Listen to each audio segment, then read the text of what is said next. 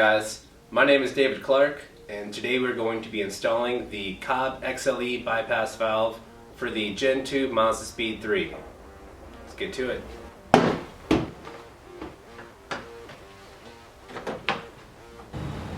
The tools required to install the COBB XLE bypass valve are as follows: a 3/8 ratcheting wrench, a 10mm socket, a standard pair of pliers, and a pair of vice grips or a large pair of pliers.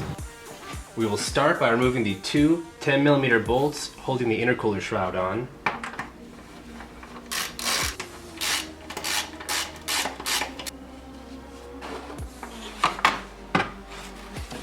We will now remove the hose clamp to the return line down the tube.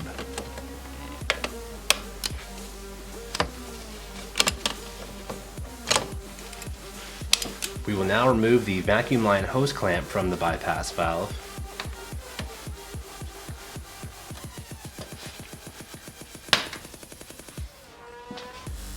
We will now be removing the two 10mm bolts holding on the bypass valve.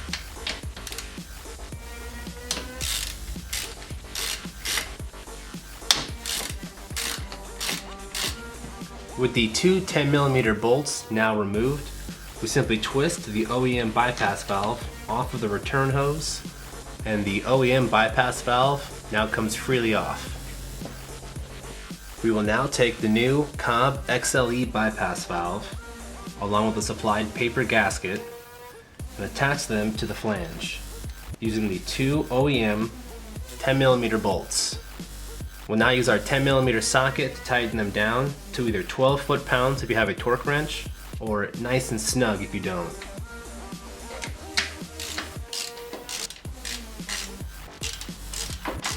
We will now reattach the stock vacuum line to the new bypass valve.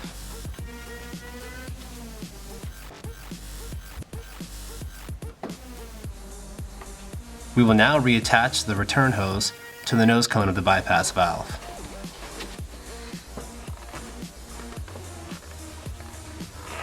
Make sure the return hose is fully seated on the nose cone, and then reattach the return hose clamp.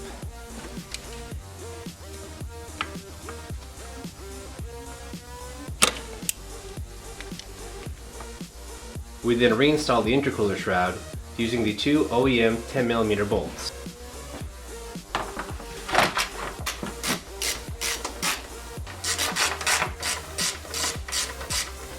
If you choose to alter the noise of the bypass valve, you can remove the backing plate using a 3mm Allen key. This will allow some of the air to be vented to the atmosphere. Hey guys, I've had the COBB XLE bypass valve in my Gen 2 MAZDASPEED3 for about 3 days now. I currently have it set up in full recirc mode. I've noticed no drivability issues. It actuates a lot faster than the OEM unit when we're lifting off the throttle, and just overall it looks 10 times better in the engine bay. So stay tuned. As the weeks go by, we'll be adding more parts to the car and keeping you guys up to date. Thanks for watching.